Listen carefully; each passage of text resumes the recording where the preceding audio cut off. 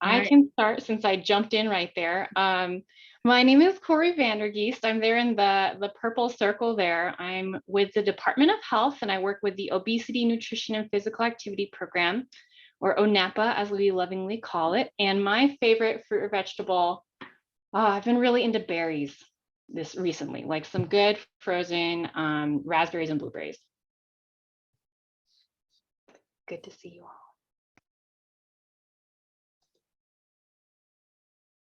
I've already introduced myself, but I can say that my favorite fruit right now, because I like seasonal, lots of seasonal stuff, but so my favorite fruit right now is pomegranates, and they remind me of jewels. I'll go next.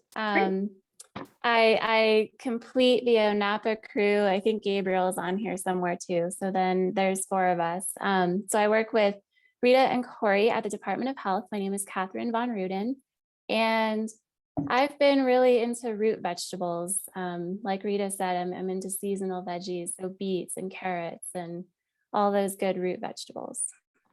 Good to see you all. Thanks, Catherine. Monique and Alberto and Gabriel. My name is Monique. I'm with the Northern New Mexico Healthy Kids, Healthy Preschool and Farm to Preschool. And my favorite, I think, if anything, it's going to be watermelon. It's that one you can always have. Thanks, Monique. Hello, everyone. My name is Alberto Zavala. I'm the program coordinator for Healthy Kids, Healthy Preschool in Southern New Mexico.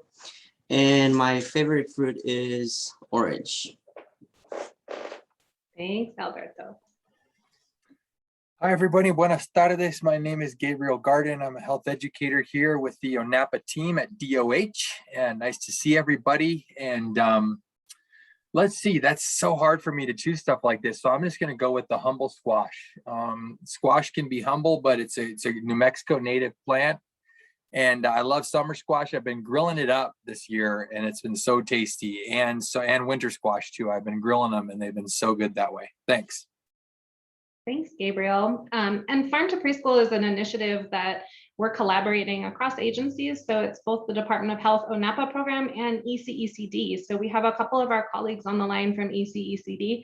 Lupita, you're right to my left-hand side, so I'm going to pick on you first. Okay, that's fine. Hi, I'm Lupita Perez. Many of you probably know me because I'm the one who processes the claims for the Family Nutrition Bureau.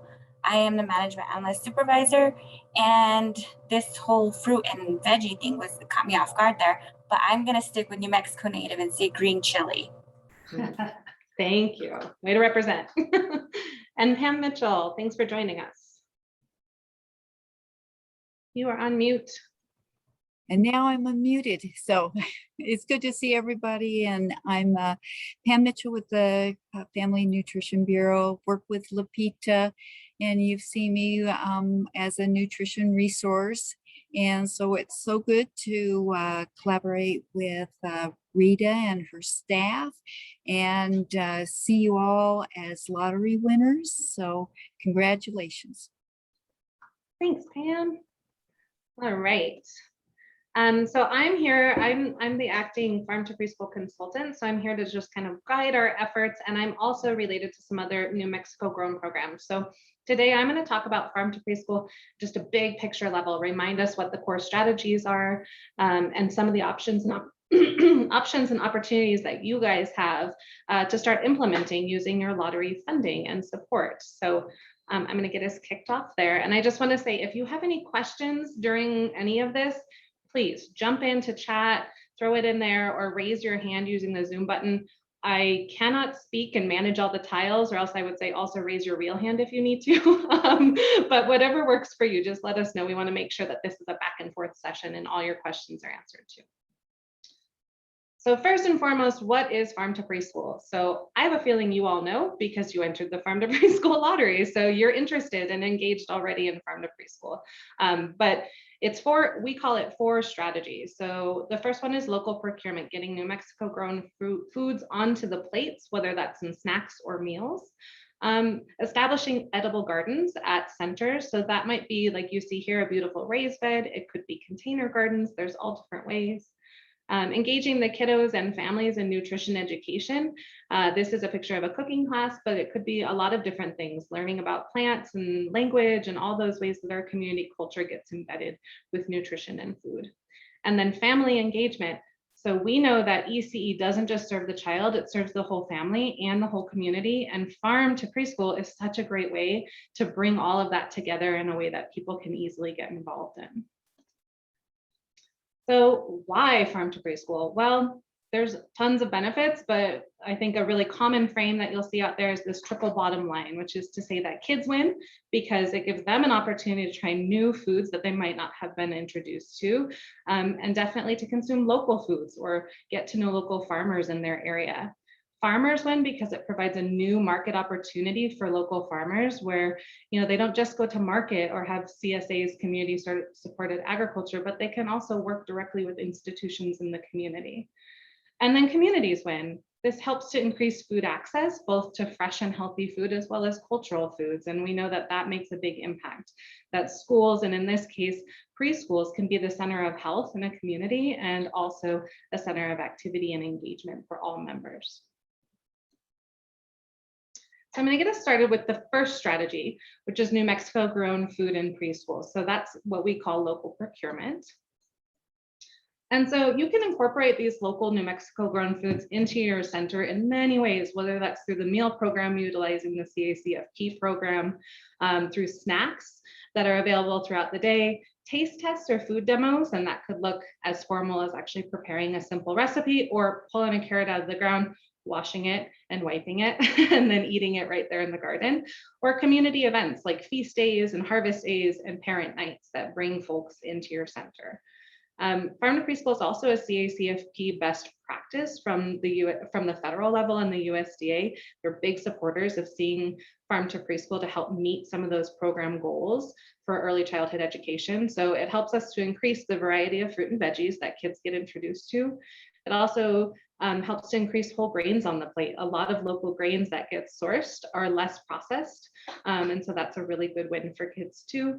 And it reduces sugar and sugar sweetened beverages by introducing great things like agua frescas and teas and different ways of bringing beverages to the kiddos.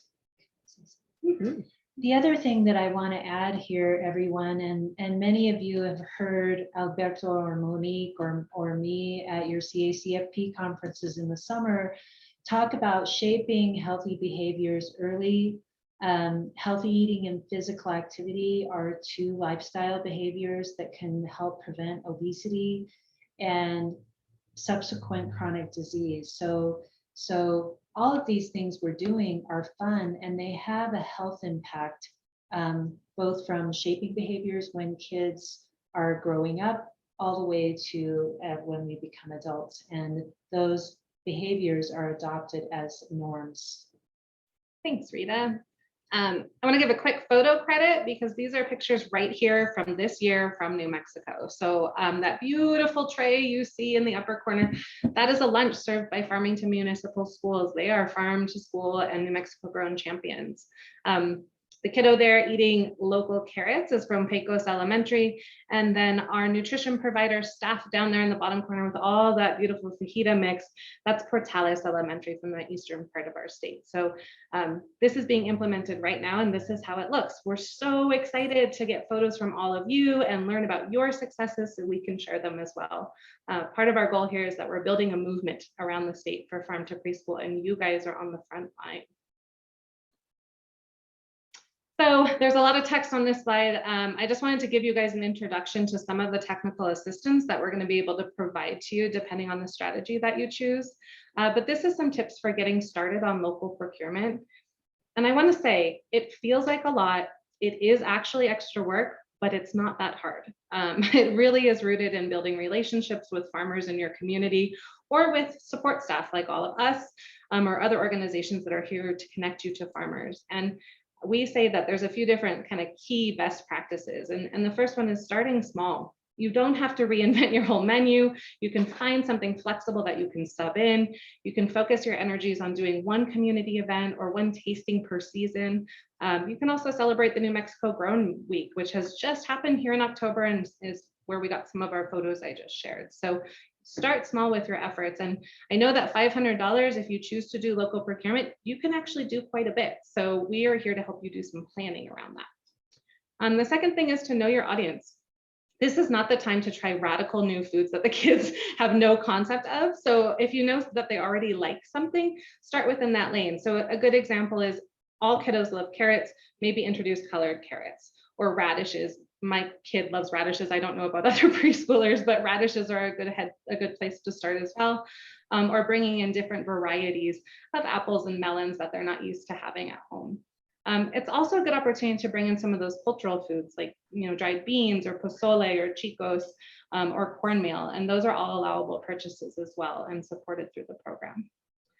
And then building on what works. So start with your existing system. So maybe you have a vendor already that has some local product available, or maybe there's a market in your community and we can help you to identify those. We're also going to really encourage that you connect with your colleagues that are supporting the elementary schools, the K through 12 schools in your community. There are a lot of New Mexico grown champions already out there. And so part of our role is going to be to help you connect with them so that you might be able to do some purchasing together or piggyback on their ordering. And then we have a program called Nuevo Thursdays. We'll provide some training around that if you guys are interested. And that's a way to promote your efforts. So there's multiple educational tools that you can put up around your center so that the kids can see the farmer, see the food as it's grown in the field, and you get to know what it is that you're doing by committing to buying local. Communication is really important, like with anything, but particularly with building new relationships with farmers. So it's a priority to try to build that relationship and maintain steady communication. We're here to help with that too. As I said earlier, being flexible. So we're going to work with you to do some planning around your procurement goals, but you might need to be prepared to problem solve. So you might have to change a menu item up a little bit. Gardens, that garden-based education, it's a journey. It's not going to happen overnight. I will say, as a gardener, there have been many things that I have not grown well, and it takes those lessons and learning them and communicating them to do better next time. So that's an important lesson. And then we also really want to promote this and see you highlight your success. So if we start small, you will have success, and that's a way to build more community and more family engagement around your efforts. And we'll provide tools to you to help highlight all the cool things that you've done so that your kiddos will know what's happening in your families as well. All right, so the second strategy is edible gardens. The one thing I really want to underscore is there is not one right way to plant a garden. New Mexico is a diverse state, both in climate, ecosystem, everything that we can grow differs dramatically. And so everybody's gardens are going to look different. It might be a raised bed garden, as I said earlier, or an in-ground garden if you happen to be land rich, or a container garden that can be indoors or outdoors. And we'll provide different models for you that you can use to build those gardens and help connect you with some TA folks. The biggest thing about edible gardens is that you're not going to be producing high yields. A high efficiency production is not the goal of a learning garden for preschoolers, right? It's really having a place that the kids can feel safe, that they can play and engage and learn, and hopefully taste and sample some of those foods right out of the garden. So some important tips are to remember to design it to meet student needs. And so choosing your model, that will be one of those important things, knowing the needs of your families and students. And then incorporating community culture or language or art projects into your garden. It's a whole outdoor education space, not just a place to grow food. So nutrition education, there's a lot of different ways to come around nutrition education. And we know with preschoolers, that looks a little bit different than just that curriculum, right? So it's ways of exploring new foods. So there might be some conversations around diet nutrition or healthy choices. We also know that kids at this age are really interested in learning about plants and starting to understand the cycles of those and the resources that go into growing food, being, sun and water and soil. So those are all types of lessons that could be brought into your work. Also, this is a really good opportunity, as I said earlier, to integrate your community culture. So we all have stories and foodways to share and pass down, and that is absolutely farm to school, and it's what I'm most passionate about in the farm to school. We also are in a state with a lot of rich history and farming heritage and things to be, taught. For instance, waffle gardening is something that doesn't exist in other parts of the country, or dryland farming. We have that here, and those are things to be proud of. We can teach our kids. So some of the activities you might do, I included down here. It could be as simple as having story time with books about food and farming and having conversations. It could be fruit and veggie tastings. Again, whether that's pulling a carrot out of the ground and just eating it, or maybe prepping a small salad or a sauce or a smoothie. I know kids love smoothies. So there's lots of ways to go about that. And then exploring food with all of your senses, right? Taste is only one way to have a relationship with food. And so we want to have the kids experience all those different ways. And then simple demonstrations, whether that's led by your staff or if there's community members or families that want to get involved. Simple ways of preparing or cooking or preserving food, that might be something that's of interest to your center. And then family engagement. So as I said earlier, we know that everything you do is actually about serving the whole family, not just the student. And Farm to School is a really cool way of doing that. And so there's some kind of tips here for making sure that your efforts are rooted and grounded in family and engaging those folks. So providing opportunities for different ways of getting involved. So that might be like a garden party work day, or it might be having a taste test that families can come when their kids are, when you're doing pickup with the kids. Might be a community feast or event piggybacking on something that's already happening. It's a good way to get parents involved in that sort of in-kind donation of time to be able to support the garden or the cooking lessons. We also know that it's about cultivating that whole healthy environment in the school, and that parents will gravitate towards that. And so anything that you're doing with the kids, bringing the parents in or sending information home is so important. So I've included some examples of different ways that you could do that, ranging from kind of big community feasts or doing field trips. That could look like field trips to your local farmers market, could look like a garden tour of your center, or maybe there's a really amazing garden at your school in the community that people don't know about yet. So think outside of the box, and we are here to help you with family engagement strategies and tools as well. All right, so the mini-grant program. Oh, sorry, Corey. I'm going to hand it over to my colleague, Corey, to get us started looking at the mini-grant program, because I know you guys all probably have a lot of questions about timeline and just exactly how the funding is going to work and how you'll be supported. But also, if you have any questions about the content we just went over, feel free to throw it in the chat or raise your hand. And like I said, we'll have Q&A at the end as well. Awesome. Thank you, Alina. And Alina, can you also enable share screen for participants? That would be great. So hi, everybody. I'm Corey. I'm going to be the evaluator for this program, which means that I'm your reports person. And you've seen one of our reports already, and that's the action planner. This is an action planner that Pam Mitchell sent out a couple weeks ago. And this action planner is going to be a great way for y'all to think about all these great ideas that you already have, that Alina has introduced to us just now, and help you think, okay, what's a tangible goal that I can set with this $500 that I've got for Farm to Preschool. And you have to submit this action planner by Friday, October 29th. So I believe that's 10 days from now. And, I know things are still new, and we're going to be talking about training in the future. So you'll have to turn this in a little bit before we start our training program, but, you can definitely change your mind. And this is a living document. Right now we want you guys just to set a goal, start thinking about what steps you need to create that goal. And then if you need to revise it along the way, that's totally fine. And really remember, we've got to submit that action planner before you can receive reimbursement. So that's why we're going to spend a good amount of time today just chatting about this action planner. So I'm going to share my screen, and we're just going to go through step by step what the action planner is.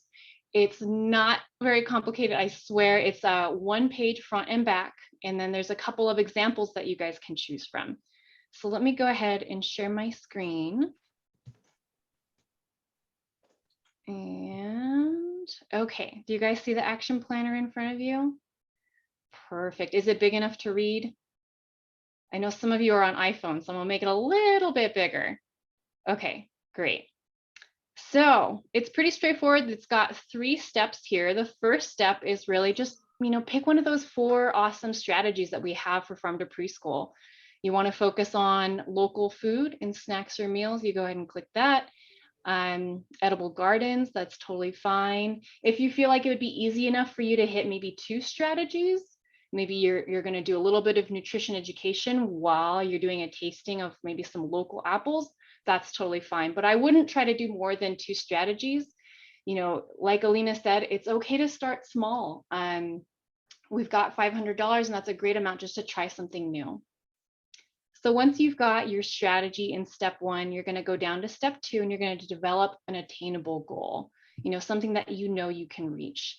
And it'd be really great if you guys could give yourself some kind of deadline. So this program is going to go all the way through next October. So you've got a good amount of time to think about when's the best time for you to really tackle your farm to preschool. And then step 3 is to create a plan of action. And so what exactly does that mean? That means just breaking that goal down into small steps, saying who is going to do what and by when. And that can help you really think through, who do I need on my team to do farm to preschool with me, right? I've got, boxes here for 4 steps. If that's not enough for you, you've got a whole second page where you can outline what steps you might need for your action plan. And so, this is pretty straightforward, but if you feel like, man, I just don't really know exactly where to start, we've created examples for you all, right? We've got an example in here for New Mexico grown food, so that local food that you might get from the farmer's market. There are examples for a garden. We have an example for nutrition education. And then we also have an example for family engagement. So that's those 4 strategies that Alina was talking about. So really, why recreate the wheel? We've got some good examples here. You guys feel free to use this. You can even copy and paste the different steps that we have here and then tailor it to your community, to your kids. Every center who's on this call is unique and looks very different. Your goals look different. So feel free to take some of this information, these examples, and tailor it. So I'm just going to run through one of these examples here with you guys so you get a better sense of how it looks. And then we're going to kind of zoom back out and talk about some of the reporting things. So let's say, you want to do New Mexico grown food. You're really excited about getting that fresh produce, maybe some really delicious squash or some corn into your meals.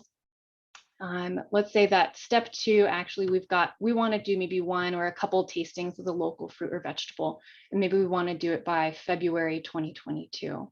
I've got some other ideas here. Maybe you want to increase the frequency, you want to do more. Maybe you want to do snack 2 times. Maybe you want to do it monthly. Maybe you want to incorporate it into a meal. There are different ideas here that you guys can take. And the plan of action, I think, is really helpful on these example action planners because they really outline exactly what you need to do. So first off, it might be good to have your bookkeeper kind of review this training where we're going to be talking about invoices and documentation. Lupita from ECECD is going to be talking about that here pretty soon. So we're going to be sharing a recording of this training today, and you guys can forward that over to whoever does your books.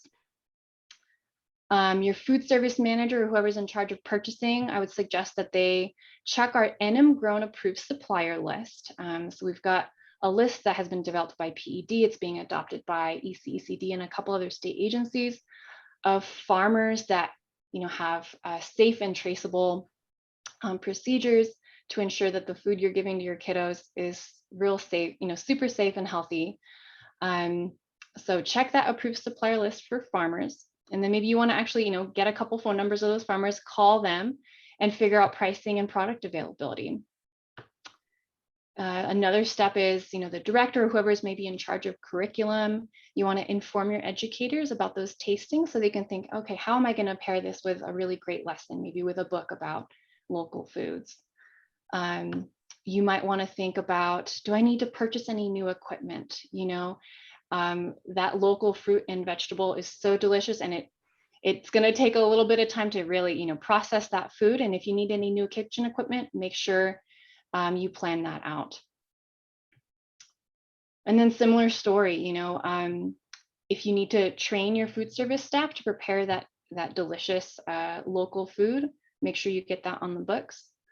And then lastly, think about, okay, maybe our teachers are going to invite parents to do tastings. I know that right now y'all can't have visitors on campus, but hopefully within the next year that will open up and you guys can bring parents into the classrooms. And then of course, you're going to conduct tastings. And then lastly, be sure to take photos throughout the process. And we'd really love to see some fantastic photos from your centers.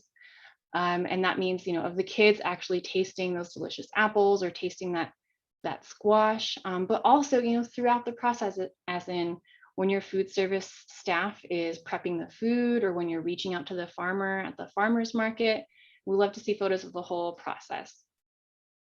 So that's really basically what this action planner looks like. Not too bad, right? Like I said, feel free to steal ideas from these examples. And if you have any questions, you feel free to reach out to me or Rita or Alina, anybody who's really on this call here to support you. We can help you out with this action planner. Okay, so let me end my share. How do I do that? Stop share. There we go. Okay. Yeah, does anybody have any questions about the action planner? Rita, thanks for sticking that in the chat.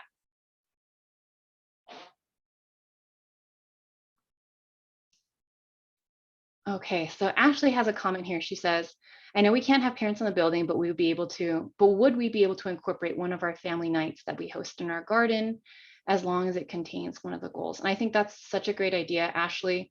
If you can meet those COVID safe practices and be outside, that totally counts as family engagement, right? You don't have to necessarily be in the center to count.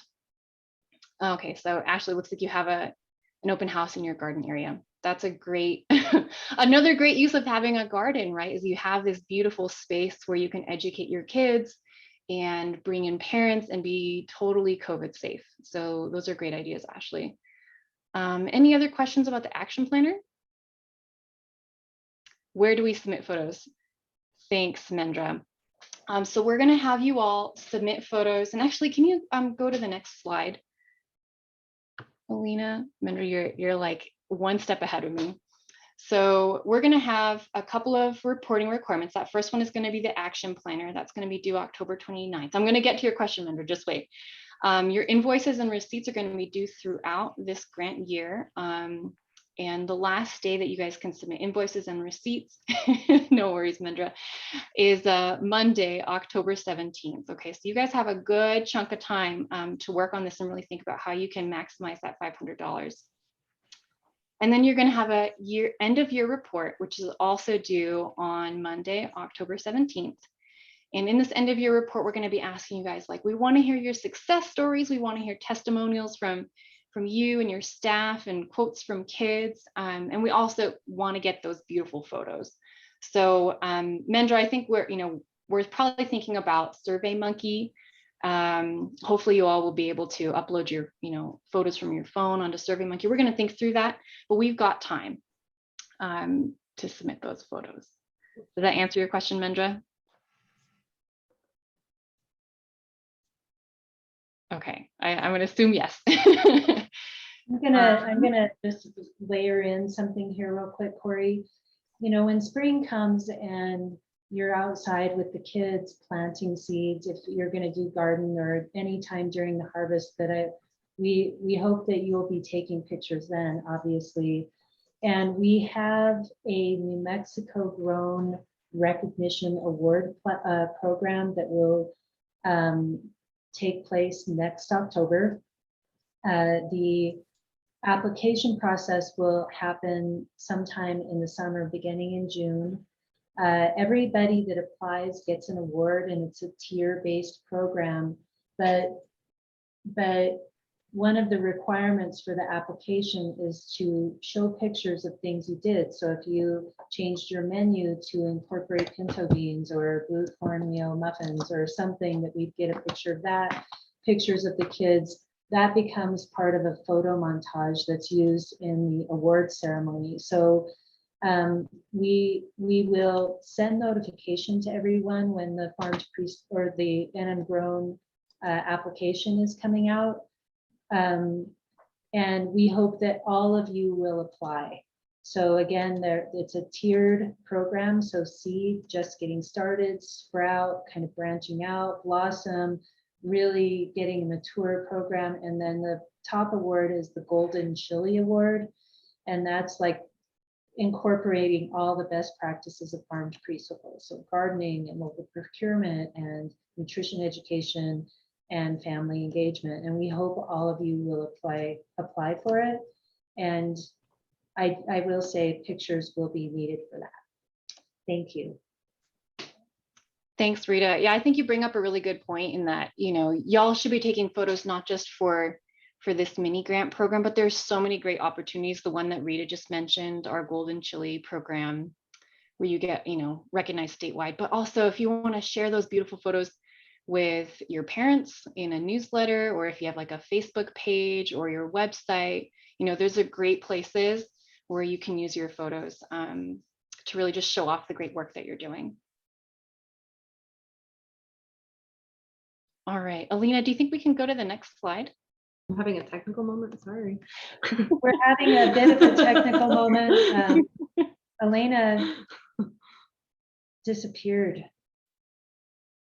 She's here. I mean, she's not actually vanished, but she fell off the screen. So we're trying to figure out where she went. So just a second. Okay.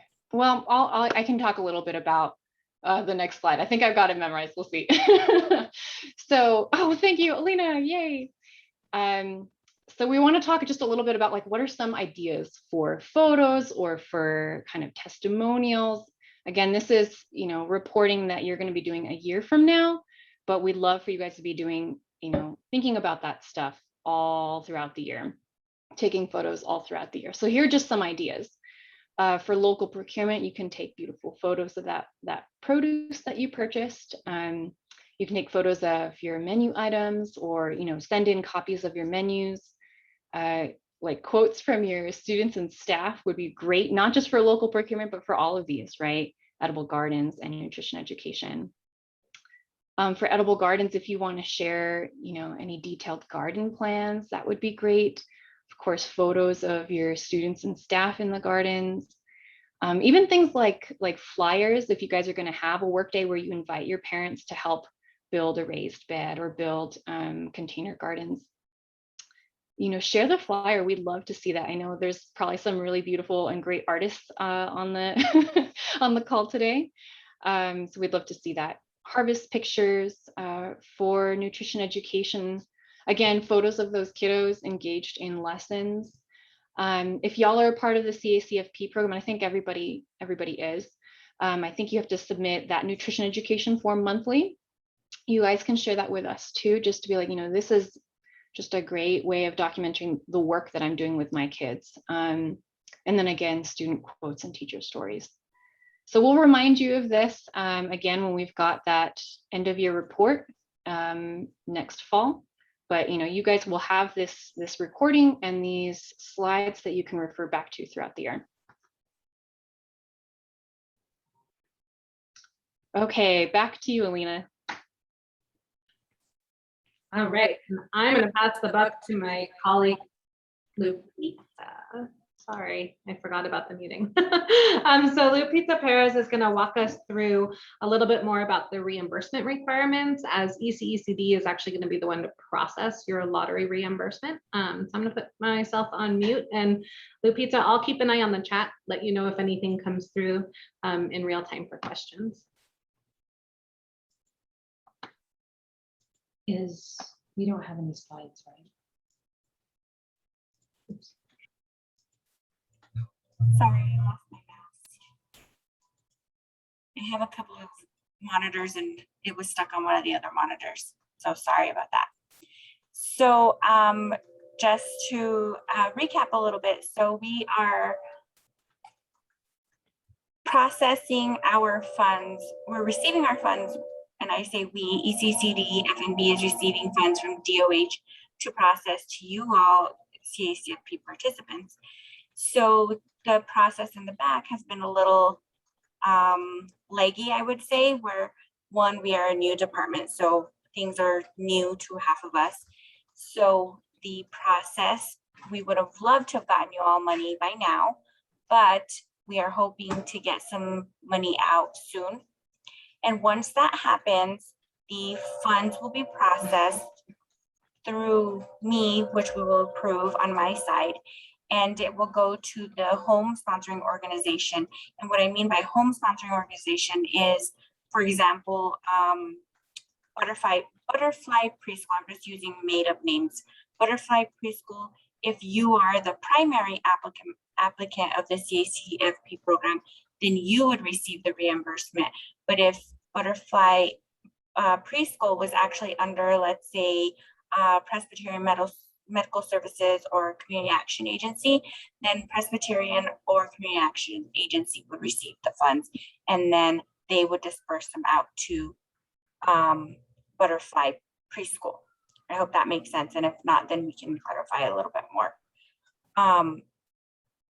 So just as Corey mentioned, there will be some reporting to do, which indicates that you all need to submit receipts. Receipts will be reviewed. I will be providing you all with two Excel spreadsheets. One of them is going to have a list of items that have been identified by DOH and their staff, which are allowable expenses.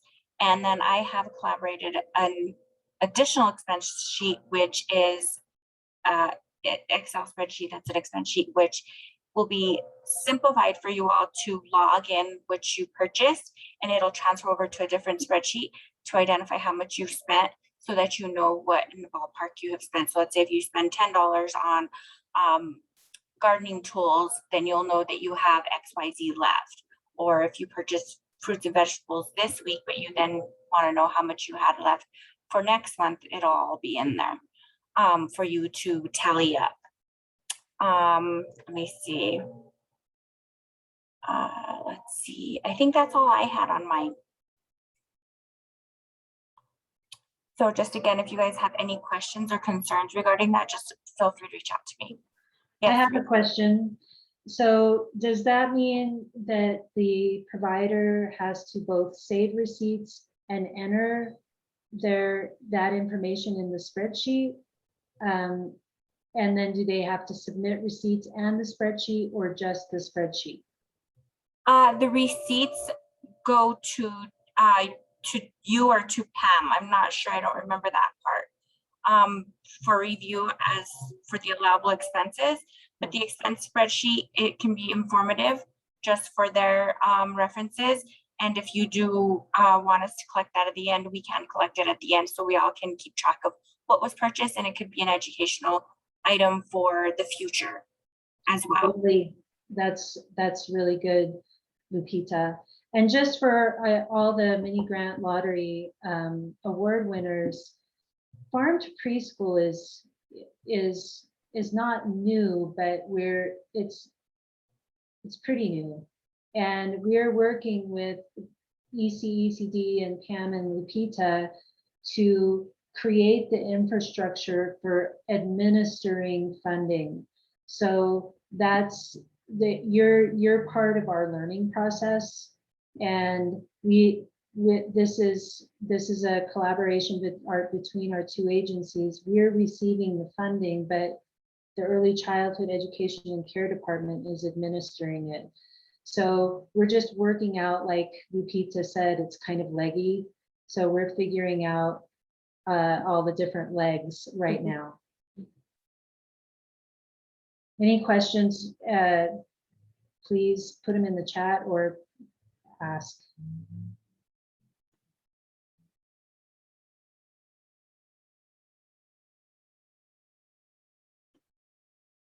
Okay. And we're going to keep sharing some of the tools that are available. I also have those spreadsheets that Lupita was mentioning that have some of those allowable purchase items that we have curated. So I can.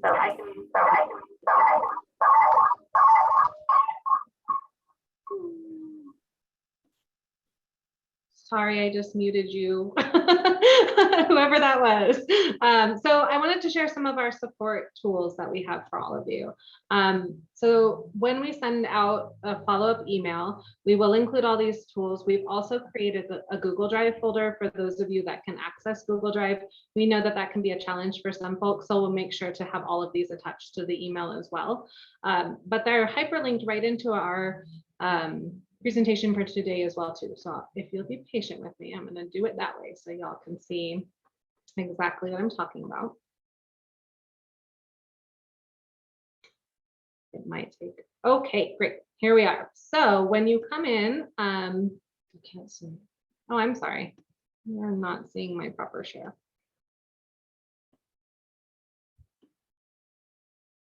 Okay, so when you come into the link for the Google Drive folder, this is what you're going to see. This is the presentation from today. If you need to share it with anybody else on your team, as was mentioned, this is the action planner that Corey shared earlier.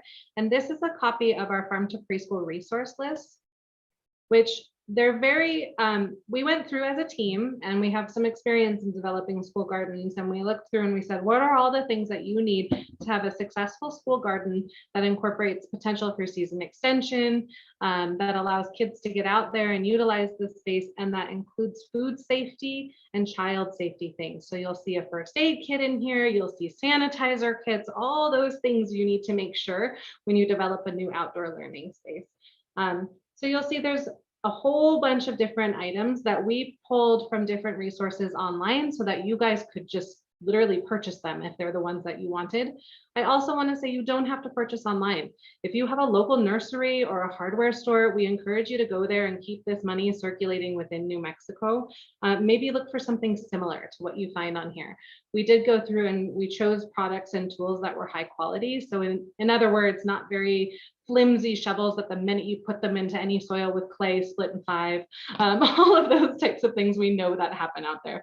But if you need a little inspiration, these resource lists are here. You're looking right now at the school garden tab, and so you'll see all along here, there's all the types of things that you could want. And as I mentioned, there's also a food safety section for you too.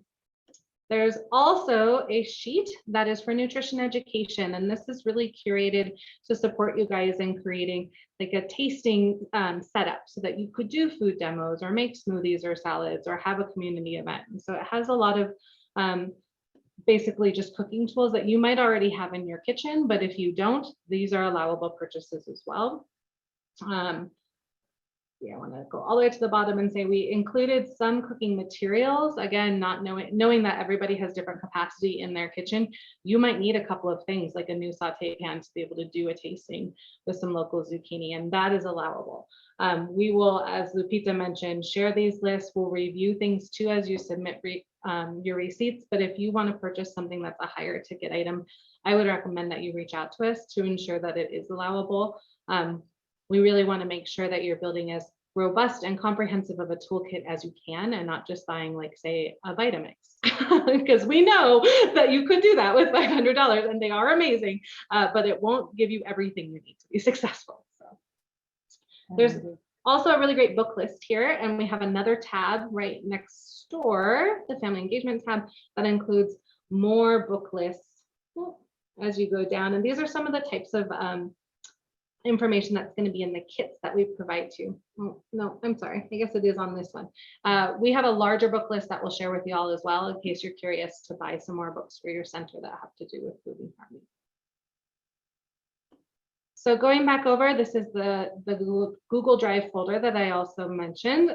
This is the Farm to Preschool strategies. In here, you can find a whole bunch of fact sheets for each one of the strategies, including one that is in Spanish that's really well done, that actually just got released this morning from the state of Minnesota. So I pulled it because I thought that's a great tool.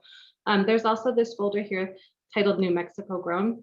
That's everything you need to know about the local procurement program, including that approved supplier list that Corey mentioned. And we'll make sure to put this in the email directly. If you're interested in purchasing local foods, we recommend, and it is required, that you look at that approved supplier list. And so there's over 70 farmers on there right now, and that includes food hubs. So if you're interested in purchasing a variety of products, we can help to connect you to food hubs that might be able to deliver as well. And I just want to say, I know local procurement might feel like the most overwhelming option, but we're here to support you. We have tons of tools and partners on the ground that can help you with that. So I'm going to pause while I pull up my slides again and ask if there's any questions about anything that I just shared. Yeah.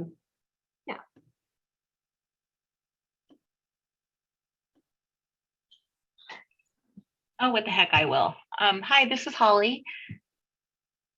Hi. Hi.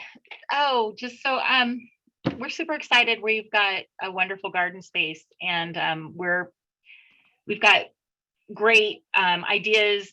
The center here, you know, I'm new, and so they've just been doing this for so long, and they're just really right on top of it. They do wonderful nutrition activities every month, and what I'm curious about, though, is does anybody have any nutrition? I mean, these are great ideas for pre-K, for sure, and even a little bit early pre-K too. But do you guys have any ideas about nutrition activities for toddlers? Because that's when we kind of struggle with that, and then we kind of struggle a tiny bit with discussing food allergies. You know, just that could be a very important nutrition activity in itself. But we do have a lot of children that have gluten. You know, we do gluten only or vegan, and just various different allergies, different types of things. And so I'm always looking for ideas around supporting that and sharing that with other kids so that they can think about, you know, those sensitivities and why this child only gets this certain kind of food over everybody else, because, you know, we have to provide other food options. And so it's always like a big discussion, and just wondering if there were some kind of activities that you guys knew about that you could share. I'm going to just quickly weigh in about the nutrition education. I don't know, Holly, if you've heard of Chili Plus. Ooh. Chili No. Plus is an evidence-based New Mexico nutrition and physical activity curriculum, and it's really fun and can be done with, like, if you bought local produce or if you're growing local produce. So what kids do is, and Chili Plus provides, it's a free curriculum. They provide like the little things that go with it, the incentives that go with it, and they do the training for the teachers to teach those lessons to the children.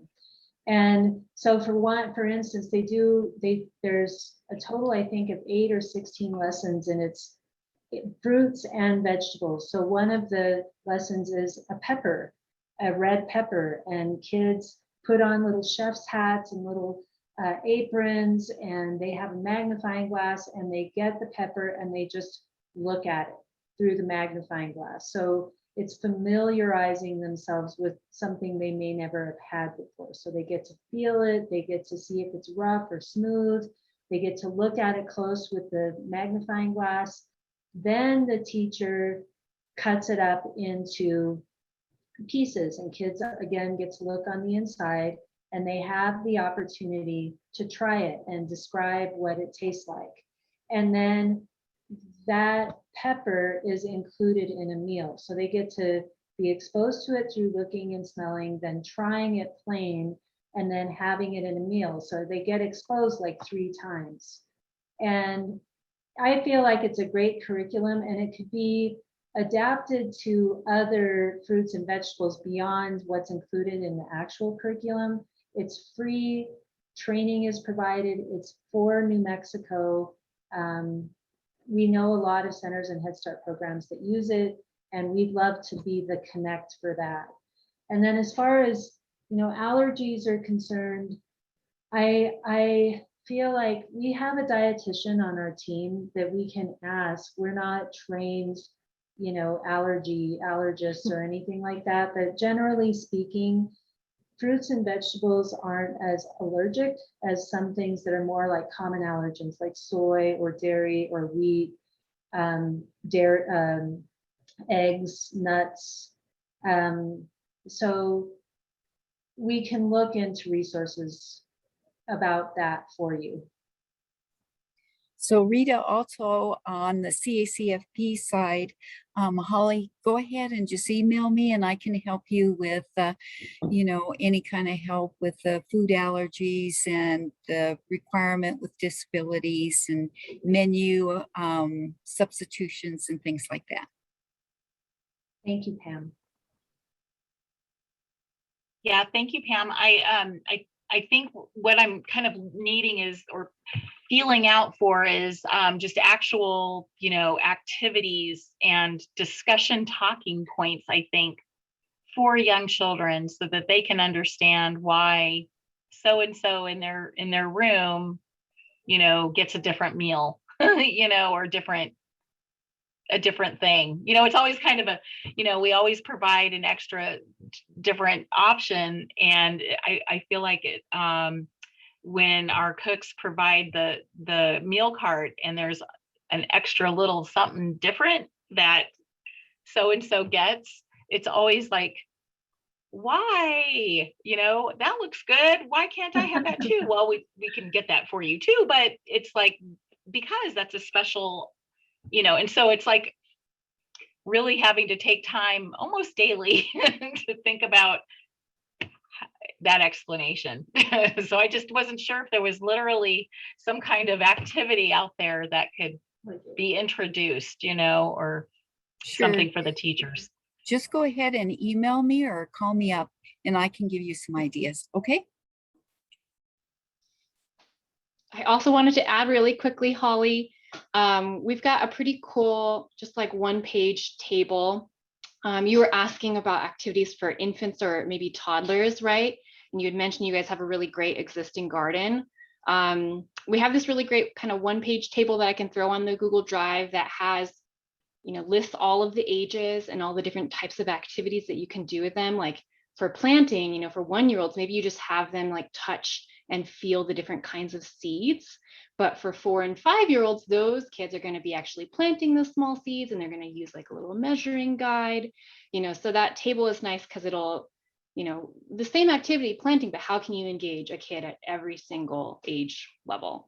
So I'll pop that into the Google Drive and make sure that you get it. Yeah.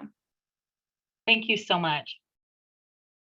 Thanks, Corey. And then I just want to take a moment to say, this is our first time doing this mini grant program, but part of our goal is actually to do exactly this, to share lessons that you guys invent or modify. We're also going to be working with another set of communities on a more in-depth pilot program where we do a little bit more of that kind of curriculum development and lesson plan development. So we'll make sure that we connect those resources to all of you in real time. There's also a bunch of different resources on the National Farm to School Network Early Care and Education page, and we can curate some of those for you that are the best ones, because I'm pretty familiar with those. I actually used to work with them, so I'm pretty familiar with their resources. We can pull some of the best models that might be applicable here. I think, what we're always trying to do is ensure that the programming we're doing is culturally appropriate and is really built for New Mexico. And so our hope is that coming out of working with all of you and a few more centers, that we actually have great examples. So I know that's not like the answer you want right this moment, Holly, but you're also helping to support the people down the line that ask that very same question. So yeah, I'm gonna just pull back up our PowerPoint. There was a couple of things, but any other questions that folks have, feel free to jump in.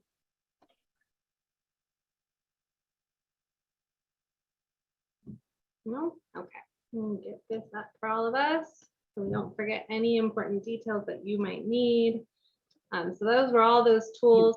We also, as I've kind of mentioned throughout, we are here to support you. So we are here to help connect you with those local producers if you're interested in local foods.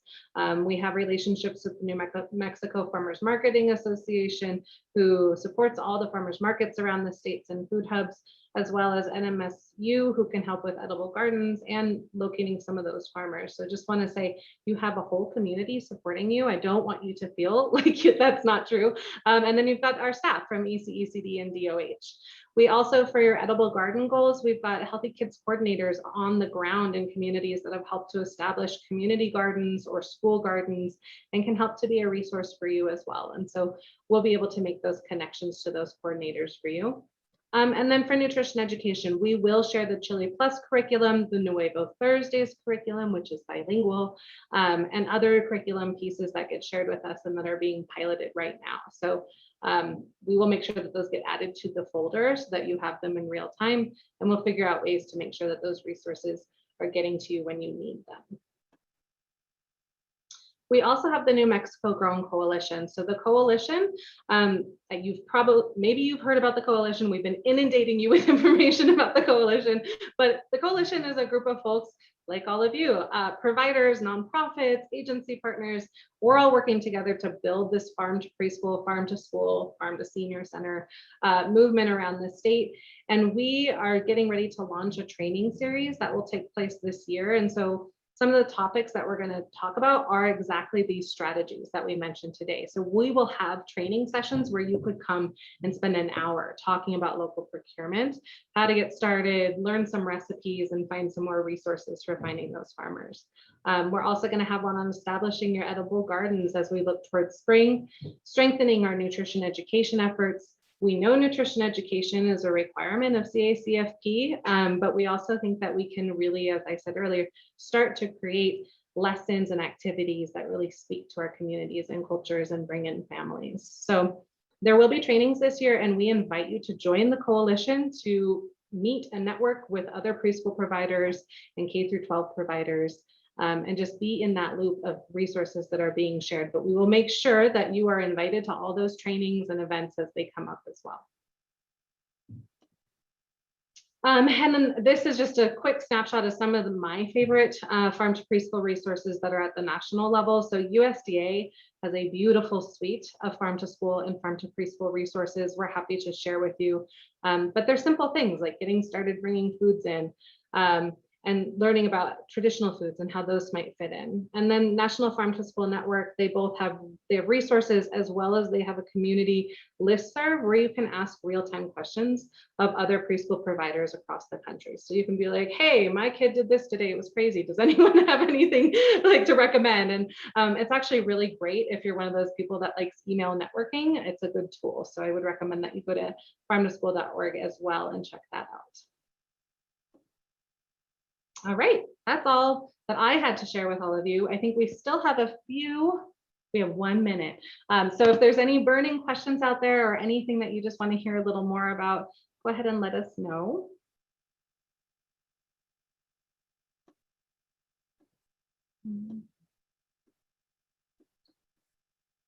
So we will be reaching out to all of you once the funding has been transferred to the Early Childhood Education and Care Department, and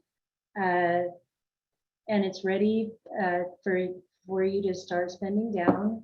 Meanwhile, remember your action planner that's due October 29th.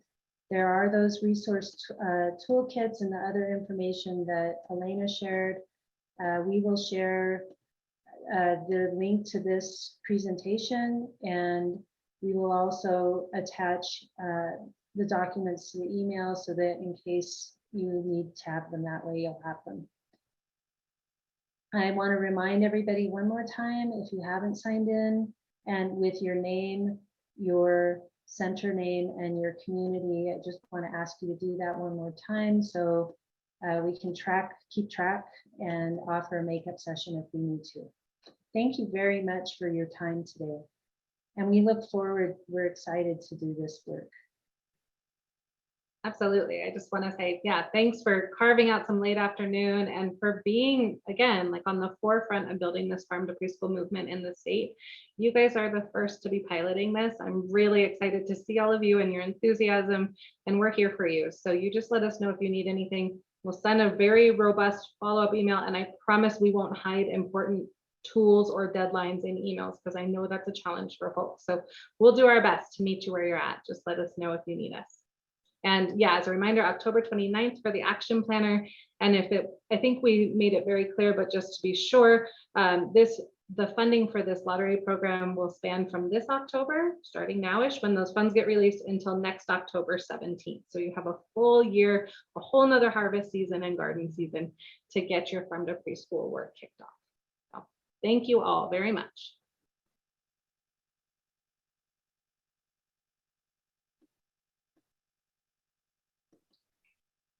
Thank you all. Thanks, Holly. You can get your pumpkins too, people.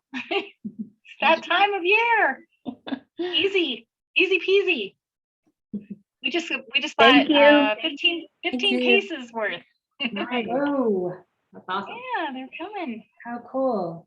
Take pictures, Yeah. Holly, take pictures. Yeah, I will. Yeah. Cool. Thank you. Thanks, everyone. Thank you all. Take care. Thank Bye-bye. you. Bye. So is there a way